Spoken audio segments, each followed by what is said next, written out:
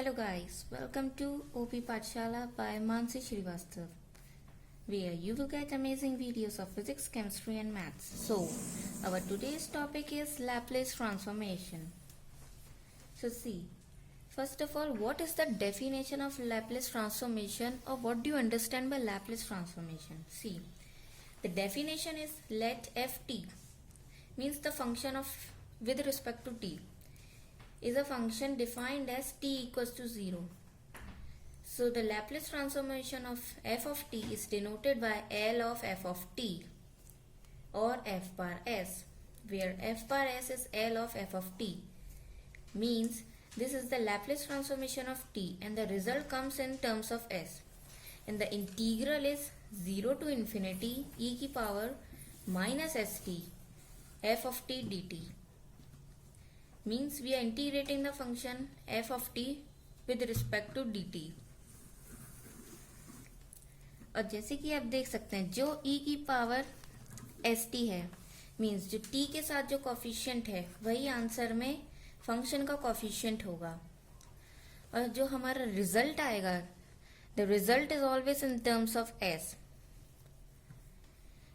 जैसे ही हमने t के रिस्पेक्ट में इंटीग्रेशन किया तो जो t का डोमेन है वो s के रिजल्ट में कन्वर्ट हो जाएगा. तो L of f of t हमारा RHS बन जाएगा, तभी हमारा इंटीग्रल एग्जिस्ट करेगा. Now we are going to start with Laplace transformation of elementary functions. देखिए हमारे एलिमेंट्री फंक्शंस कौन कौन से हैं.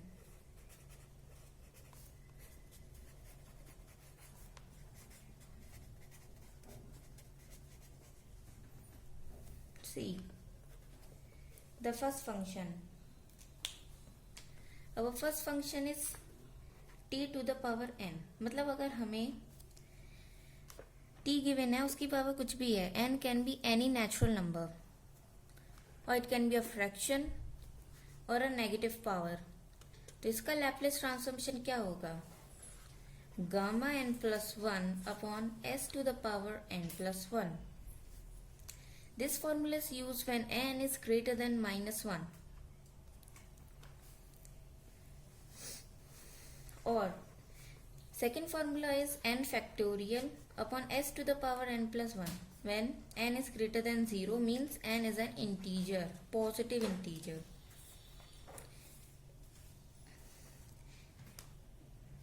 गामा की वैल्यू फाइंड करने का एक अलग तरीका होता है.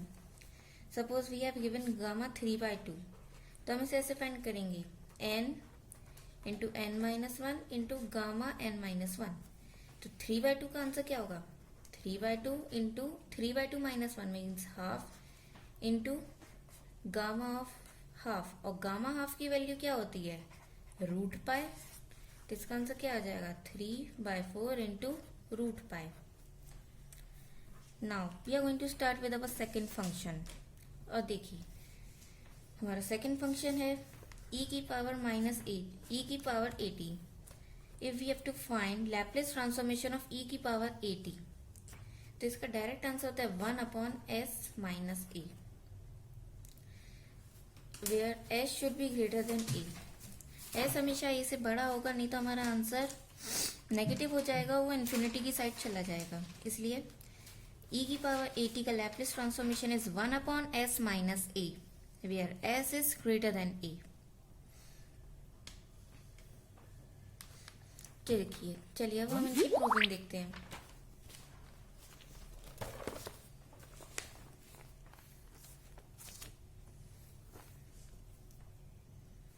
देखिए फर्स्ट फंक्शन t की power n is gamma n plus 1 upon s to the power n plus 1. देखिए अगर हमें इसे प्रूफ करना है तो हम कैसे करेंगे. सी, अभी हमने डेफिनेशन में ही पढ़ा था that f bar s is equal to Laplace transformation of f of t. यहाँ पे लैप्लेस ट्रांसफॉर्मेशन की डेफिनेशन क्या बोलती है? इंटीग्रेशन 0 टू इन्फिनिटी e की power minus st f of t dt. तो हमें लैप्लेस ट्रांसफॉर्मेशन फाइंड करना है t की पावर n का.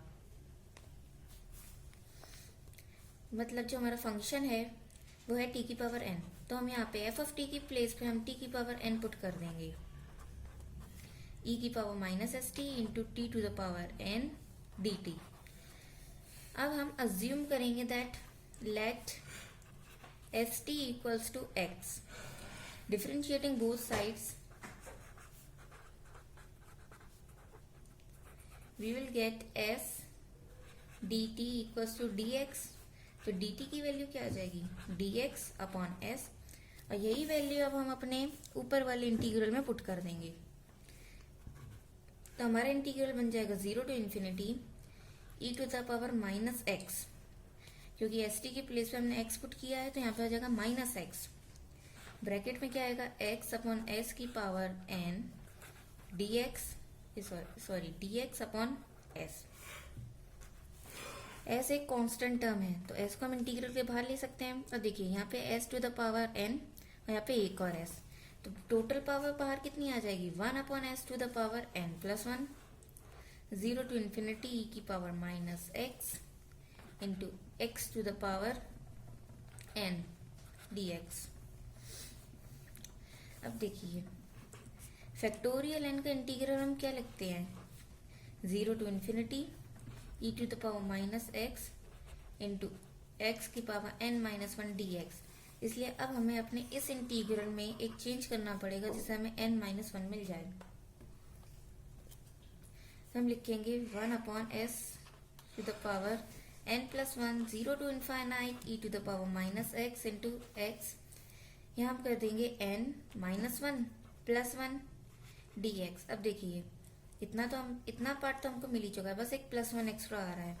तो ये क्या बन जाएगा, ये बन जाएगा gamma n plus 1 upon s to the power n plus 1, hence proved.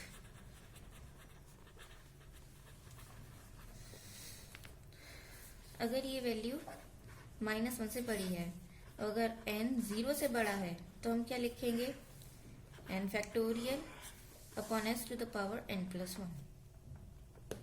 Now our next derivation.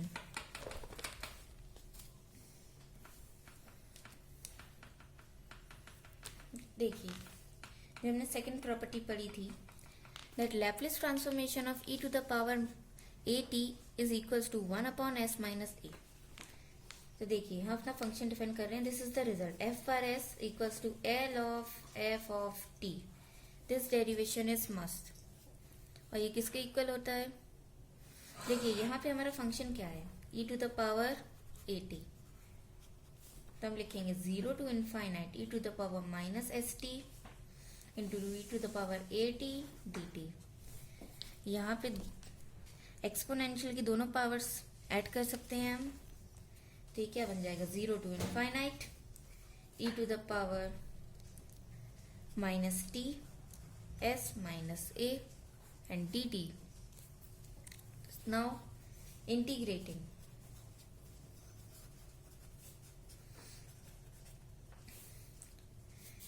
इसको हम इंटीग्रेट करेंगे विद रिस्पेक्ट टू t, तो हमको क्या मिलेगा, e to the power minus t s minus a, और t के साथ जो कोफिशिएंट है वही डिवाइड में चला जाएगा। And we have to put the limit 0 and infinite. तो अपर लिमिट जब हम इनफाइनाइट रखेंगे तो देखिए क्या होता है, t की प्लेस में हमने लिखा है इनफाइनाइट, तो e to the power minus infinite upon s minus a minus e to the power 0 upon s minus a। तो देखिए e to the power infinity तो 0 हो जाएगा और यहाँ पे हमारा आंसर आ जाएगा 1 upon s minus a, hence proved. अब हम बढ़ते अपने थर्ड फंक्शन की तरफ, और अब जो हम फंक्शंस पढ़ेंगे वो होंगे हमारे ट्रिग्नोमेट्रिक डेरिवेशंस। तो अब हम देखते हैं what is the Laplace transformation of sine 80। Our third derivation, sin 80। अब देखिए f पर s equals to L of f of t. This is a necessary definition, 0 to infinite e to the power minus st, ft और dt।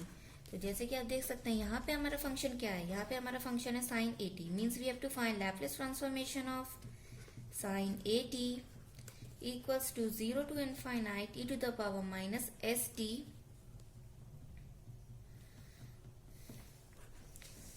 Sign a t d t. पर आप देख सकते हैं exponential और ट्रिग्नोमेट्रिक फंक्शंस को साथ में इंटीग्रेट करना is a very tedious task. तो इसका हमारे पास है एक direct formula which is integration of e to the power ax sine bx। इसका डायरेक्ट इंटीग्रल फॉर्मूला होता है e to the power ax upon a square plus b square a sine bx minus b cos bx। तो इससे हमारा formula क्या बन जाता है,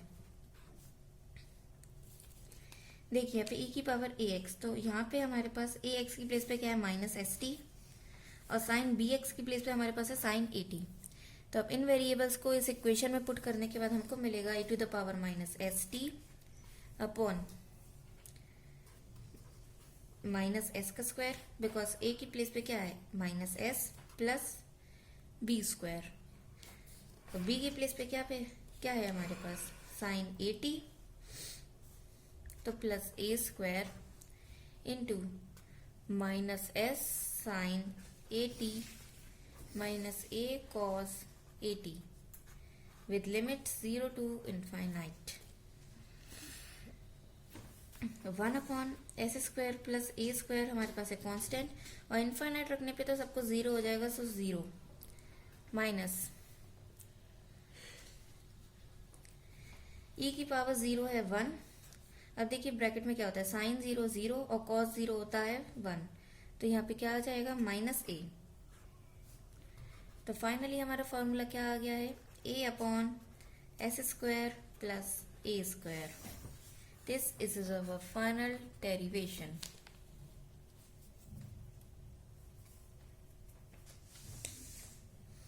Now next we have to derive cos 80, the function of cos.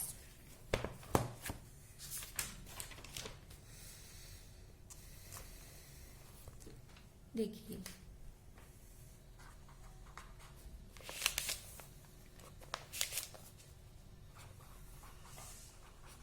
cos 80 का भी same वही डेरिवेशन है जो हमने साइन में पढ़ा था।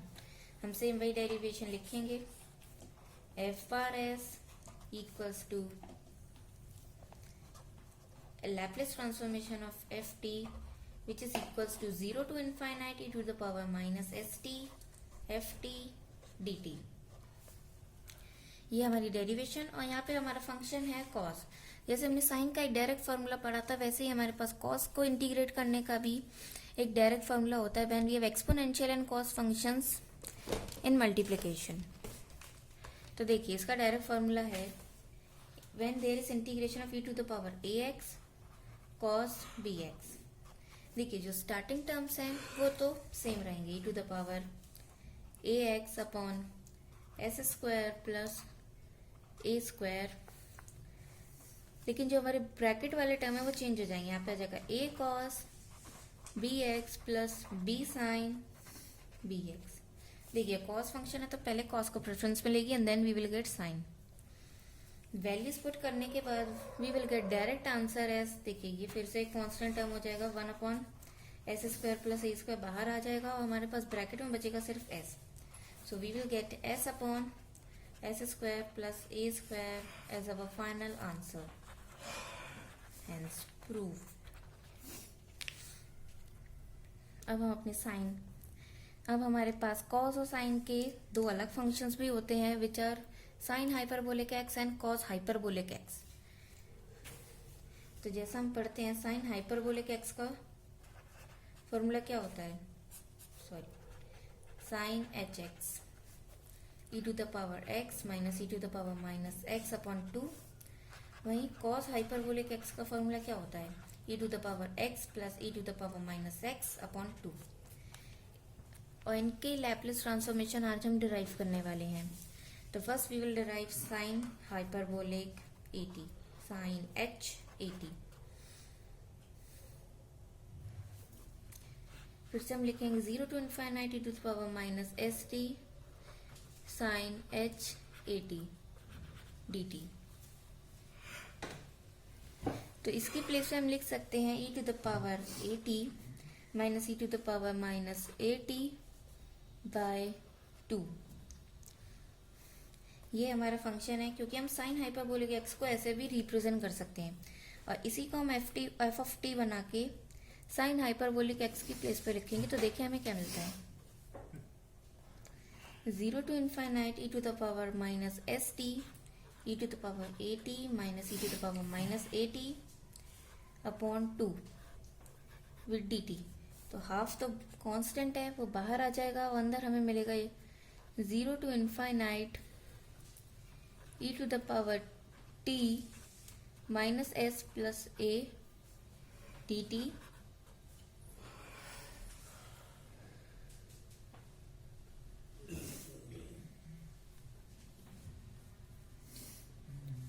minus 0 to infinity to the power minus st plus e to the power minus at।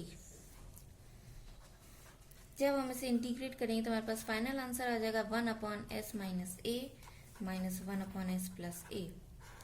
जैसे कि आप देख सकते हैं न्यूमरेटर छोटा है या न्यूमरेटर बड़ा है, तो we will get a positive answer. जब इसे आगे सॉल्व करेंगे तो हमें क्या मिलेगा, यहाँ पे आएगा S plus A minus s plus A upon s square minus a square. So the final answer that we will get is a upon s square minus a square. Same जब हम cos की proving करेंगे तो cos hyperbolic at का formula हमारे पास आ जाएगा, सिर्फ a की प्लेस में हमारे पास आ जाएगा s upon s square minus a square. और इसको लर्न करने का बहुत सिंपल तरीका है, जैसे कॉस, जब एंड में कॉस आ रहा है तो ऊपर हमें एस मिलेगा, और उसके उल्टा साइन में हमें मिलेगा ए। तो sine hyperbolic axis A upon s square minus a square, and cos hyperbolic A T S S upon s square minus A. Thank you. Please like and subscribe to my channel if you like the videos.